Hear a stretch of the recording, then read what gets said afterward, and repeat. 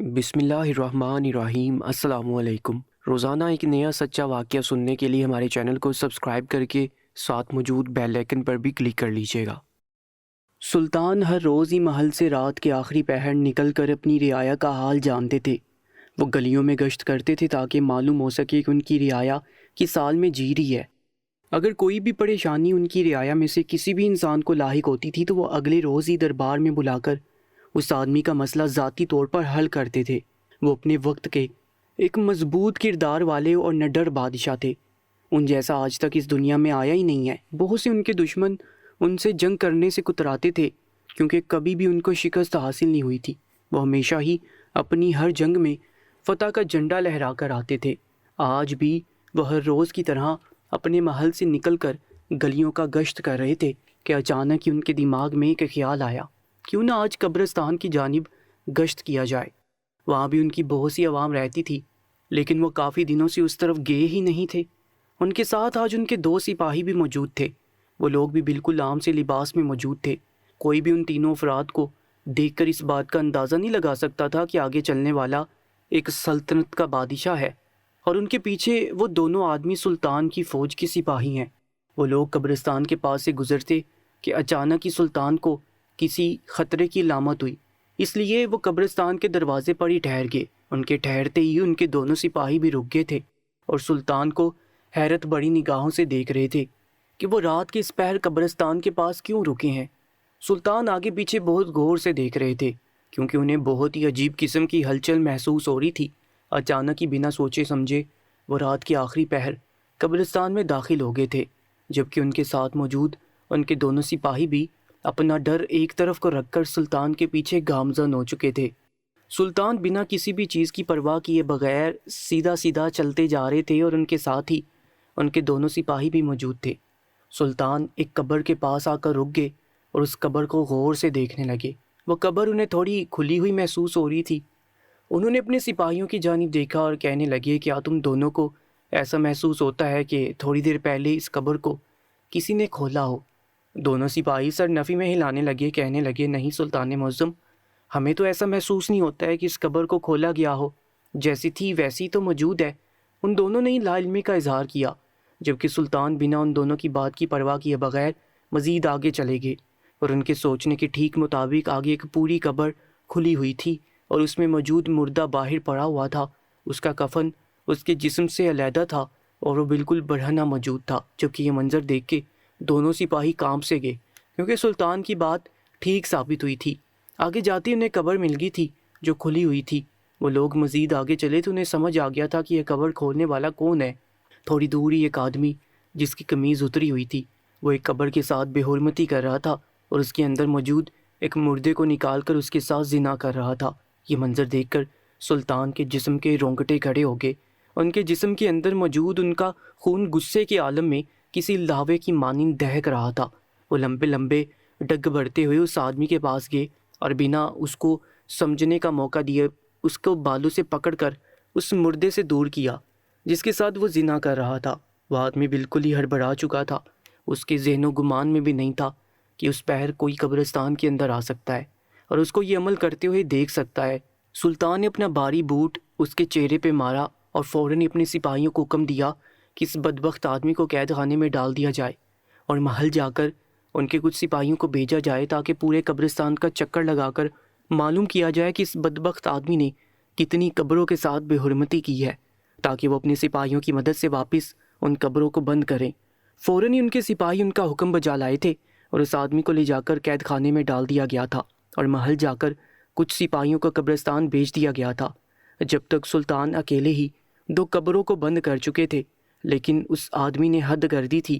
اس نے کافی ساری قبروں کے ساتھ یہ گستاخی کی ہوئی تھی۔ سلطان کو بے حد افسوس ہو رہا تھا کہ کوئی آدمی ایسا کیسے کر سکتا ہے، ایک مردہ انسان کے ساتھ اتنی گھٹیا حرکت۔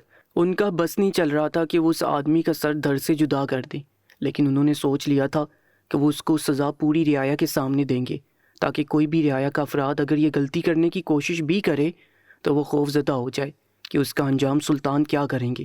فوراً ہی محل سے سپاہی آگے تھے اور ان کی مدد سے سلطان نے بہت جلد ہی تمام قبروں کو واپس ویسے ہی بند کر دیا تھا جیسے پہلے موجود تھیں۔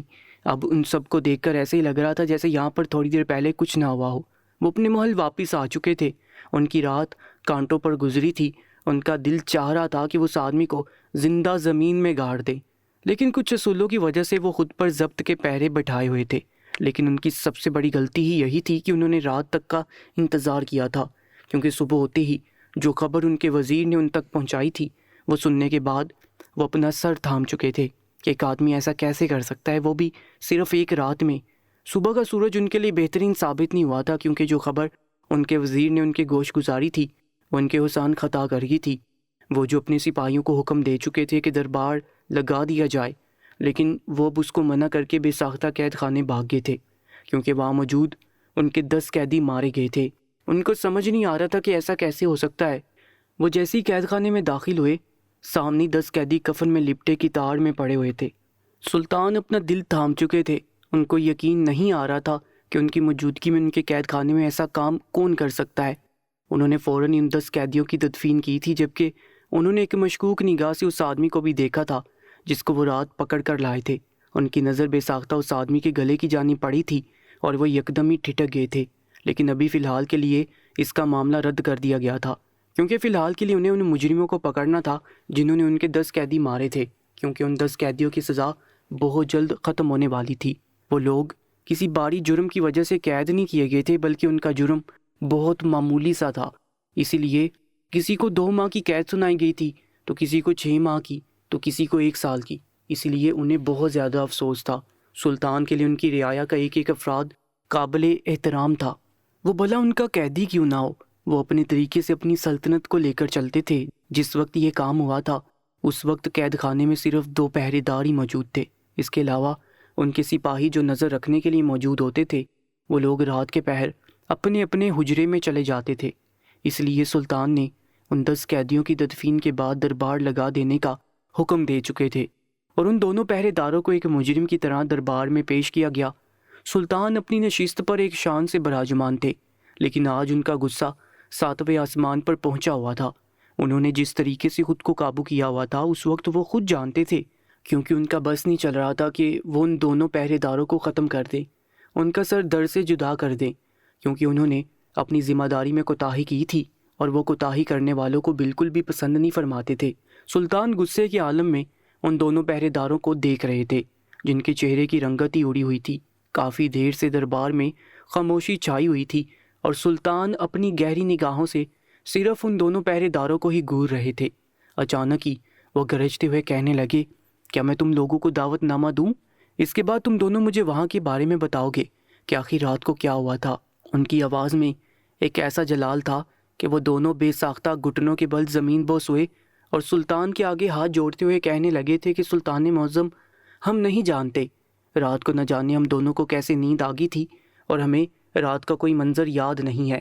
رات کے پہر ویسے بھی تمام سپاہی اپنے اپنے حجرے میں چلے جاتے ہیں اور صرف ہم دونوں ہی موجود ہوتے ہیں۔ رات کا کھانا کھانے کے بعد ہم دونوں کو ایک ایسی نیند آئی کہ ہمیں کسی چیز کا ہوش ہی نہیں تھا اور ہم اپنی نشست پر بیٹھے بیٹھے سو گئے۔ سلطان نے غصے بڑی نگاہ سے ان دونوں پہرے داروں کو دیکھا اور اپنے وزیر کی جانب دیکھتے ہوئے حکم دیا کہ ان دونوں کو بڑے میدان میں لے جا کر 20 کوڑے مارے جائیں، تاکہ آئندہ یہ لوگ اپنی ذمہ داری سے دستبردار نہ ہوں۔ کسی بھی حالت میں یہ دونوں ہوشیار رہیں۔ سلطان کا حکم فوراً ہی بجا لایا گیا تھا اور ان دونوں پہرے داروں کو لے جا کر 20 کوڑے مارے گئے تھے۔ ان کی عادت بہت خراب تھی، لیکن سلطان غلطی کرنے والوں کو بالکل بھی معافی نہیں دیتے تھے۔ وہ یہ حکم سنا کر اپنے محل کے کمرے میں آگے تھے جو ان کے لیے مختص تھا۔ اس کمرے کے اندر سوائے سلطان کے اور کسی کو بھی جانے کی اجازت نہیں تھی۔ سلطان حیران تھے، پریشان بھی تھے کہ آخر کون ہے وہ دشمن جو ان کی قید خانے میں گھس کر ان کے 10 قیدیوں کو مار چکا ہے۔ ان کا دماغ ہر طرح کی سوچوں کا شکار تھا، لیکن وہ اصل مجرم کو پکڑ ہی نہیں پا رہے تھے۔ وہ اپنے کمرے میں بے چینی کی حالت میں ٹہل رہے تھے کہ اچانک ہی ان کے کمرے کا دروازہ کسی نے کھٹکھٹایا۔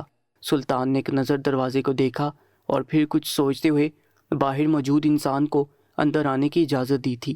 اندر آنے والا کوئی اور نہیں بلکہ ان کا خاص وزیر تھا، جو ہر وقت ان کے ساتھ ہی موجود ہوتا تھا۔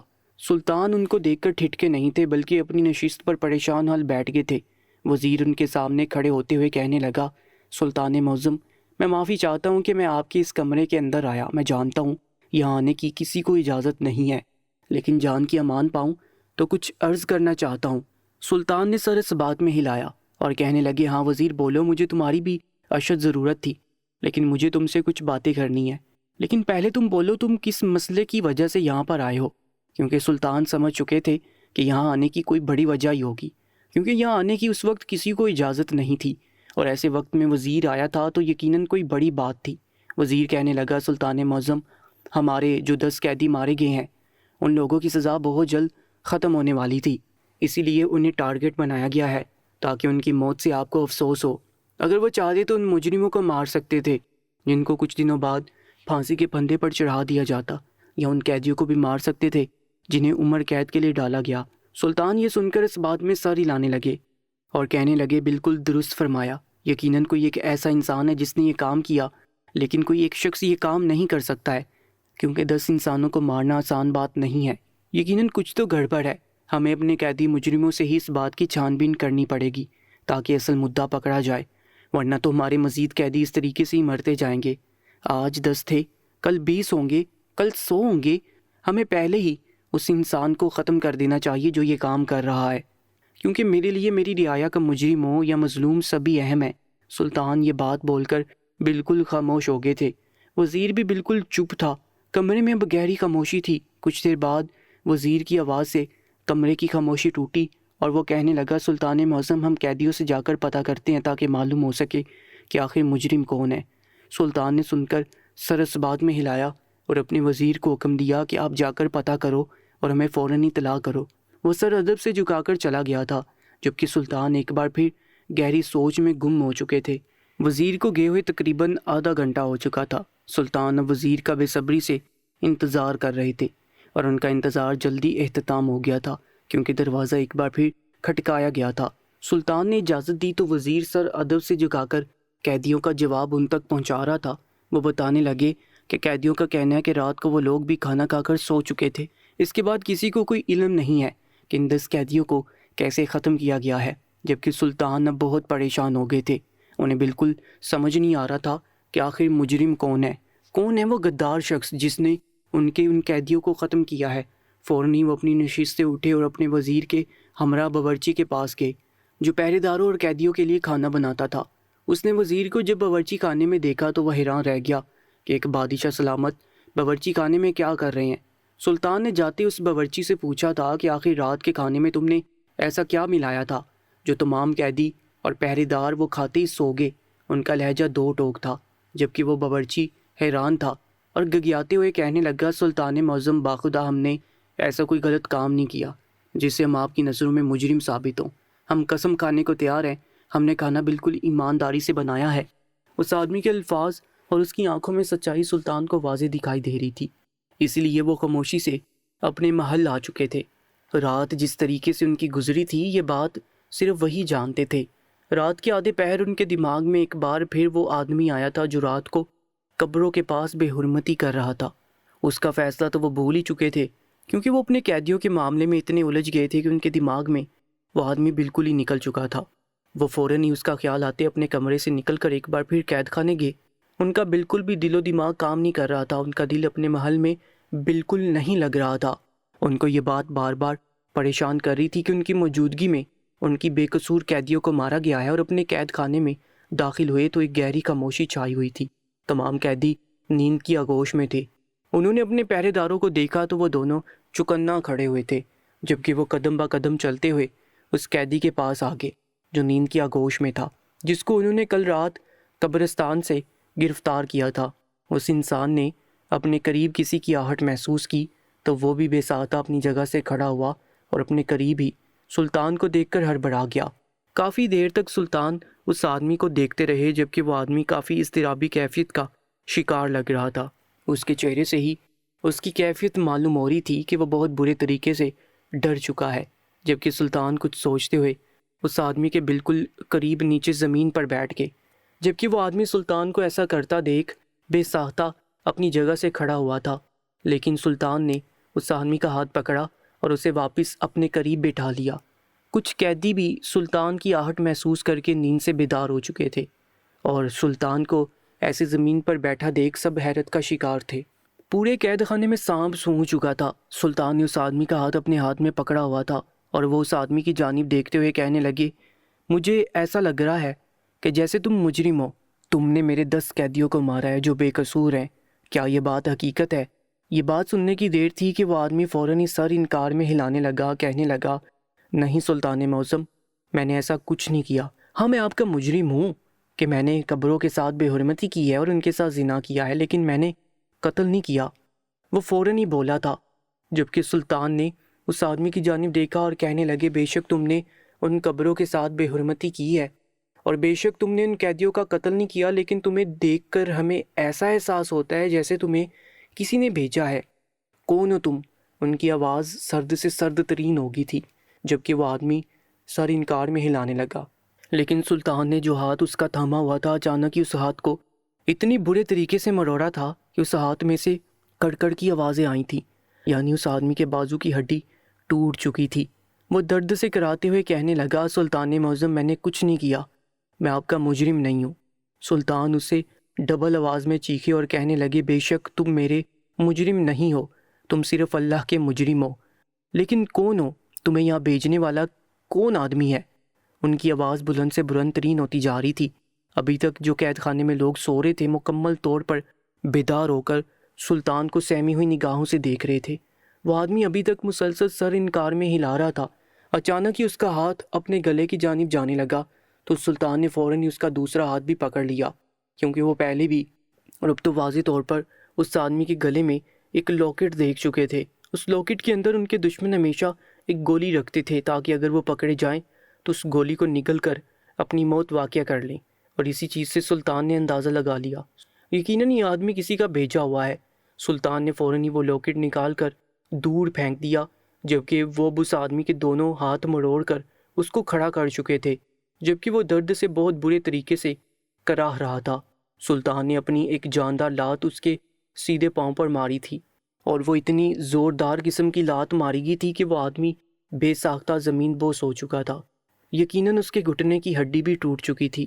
سلطان نے اپنی میان سے تلوار نکالی اور اس کے گلے کے اوپر رکھ دی اور گراتے ہوئے کہنے لگے، میں تمہیں بہت اذیت کی موت دوں گا، بولو کون ہو تم؟ اس بار ان کی آواز اتنی گرجدار تھی کہ وہ آدمی بے ساختہ کہنے لگا کہ مجھے آپ کے دشمن نے بھیجا ہے، میں دوسرے ممالک میں موجود ہندو راجا کا بھیجا ہوا سپاہی ہوں، اس نے مجھے آپ کے ممالک میں بھیج کر آپ کے مردہ لوگوں کے ساتھ زنا کرنے کا حکم دیا تاکہ وہ آپ کی سلطنت میں یہ کام کروا کر آپ کو بدنام کر سکے کہ آپ اس سلطنت کے بادشاہ ہیں، لیکن اس کے باوجود آپ کی سلطنت میں آپ کی قبروں کے اندر موجود مردہ لوگوں کے ساتھ زنا ہو رہا ہے اور آپ کو اس چیز کا اندازہ ہی نہیں ہے۔ لیکن جس رات میں یہ کام کر رہا تھا اس رات ہی میں پکڑا گیا تھا، اور آپ کے پکڑتے ہی یہ بات فوراً ہی اس راجا تک پہنچ چکی تھی، کیونکہ اس نے میرے ساتھ کچھ اور لوگ بھی بھیجے تھے۔ میں اکیلے اس قبرستان کے اندر زنا نہیں کر رہا تھا، بلکہ میرے ساتھ موجود 2 لوگ اور بھی تھے، لیکن آپ ان لوگوں کو دیکھ نہیں پائے اور وہ لوگ وہاں سے بھاگ گئے، اور وہاں جا کر ان لوگوں نے اس راجا کو اس بارے میں بتا دیا، اور کل رات ان لوگوں نے ایک سازش کے طور پر آپ کے باورچی خانے میں جا کر لوگوں کے کھانے کے اندر ایک جڑی بوٹی ملائی، جس کو کھا کر آپ کے دونوں پہرے دار اور یہاں موجود تمام قیدی بے ہوش ہو گئے، اور اس کے بعد ان لوگوں نے میرے اوپر سے آپ کا دھیان بھٹکانے کے لیے آپ کے 10 قیدیوں کو مار دیا تاکہ کچھ دنوں کے لیے آپ لوگوں کا دھیان میرے اوپر سے ہٹ جائے اور وہ لوگ مجھے ایک سازش سے یہاں سے نکال لیں۔ لیکن اس سے پہلے ہی شاید آپ کو شک ہو گیا اور آپ میرے پاس آ گئے، لیکن خدا را مجھے معاف کیا جائے، میں نے صرف ایک مردے کے ساتھ زنا کیا تھا، باقی وہاں موجود اور 2 لوگوں نے ان مردوں کے ساتھ زنا کیا تھا، میں بے قصور ہوں، میں نے آپ کے قیدیوں کو قتل نہیں کیا۔ جبکہ یہ بات سننے کی دیر تھی کہ سلطان نے فوراً ہی اپنے لشکر کو حکم دیا کہ وہ آج کی رات ہی بنا اس راجا کو معلوم ہوئے اس کی سلطنت پر حملہ کریں اور ان کی پوری سلطنت کو اجاڑ دیں۔ سلطان کا حکم فوراً ہی بجا لایا گیا اور رات کے پہر ہی وہ لوگ اس دوسرے ملک کے لیے نکل پڑے، اور جب وہ لوگ وہاں پہنچے تو واقعی وہ لوگ بالکل بے خبر تھے کہ آج ان کے ساتھ کیا ہونے والا ہے، اور دیکھتے ہی دیکھتے سلطان کے لشکر نے اس پوری سلطنت کو اجاڑ کر رکھ دیا۔ چند پل کے اندر ہی سلطان نے اس راجا کے در کو سر سے جدا کر دیا اور وہاں پر اپنی فتح کا جھنڈا لہرا کر واپس لوٹ آئے، جبکہ اس آدمی کو بھی انہوں نے پھانسی کے پھندے پر چڑھا دیا جو ایک سازش کے طور پر ان کی سلطنت میں بھیجا گیا تھا۔ وہ کوئی معمولی بادشاہ نہیں تھے، وہ ایک ایسے بادشاہ تھے، وہ پریشان ہوتے تھے لیکن وہ بہت جلد بنا کسی کو بھی خبر دیے بغیر اس مسئلے کا حل نکال لیتے تھے جس کا کوئی حل ہی نہیں ہوتا تھا۔ اس بار بھی انہوں نے اس آدمی کے ایک معمولی سے لاکٹ سے پہچان لیا تھا کہ وہی سارے معاملے کی جڑ ہے۔ انہوں نے بنا کسی کو اطلاع دیے بغیر اس جڑ کو ہی ختم کر دیا تھا۔ اس واقعے سے یہ بات ثابت ہوتی ہے کہ معمولی چیزیں بھی بعض اوقات بہت اہمیت کی حامل ہوتی ہیں، اس لیے ہمیں بڑے مسائل سلجھاتے ہوئے چھوٹی چھوٹی چیزوں پر بھی نظر ثانی کرنی چاہیے تاکہ معاملہ آرام سے حل ہو جائے۔ مزید ویڈیوز کے لیے ہمارے چینل سلطان کہانی ٹی وی کو سبسکرائب کر کے ساتھ موجود بیل آئکن پر بھی کلک کر لیجیے گا۔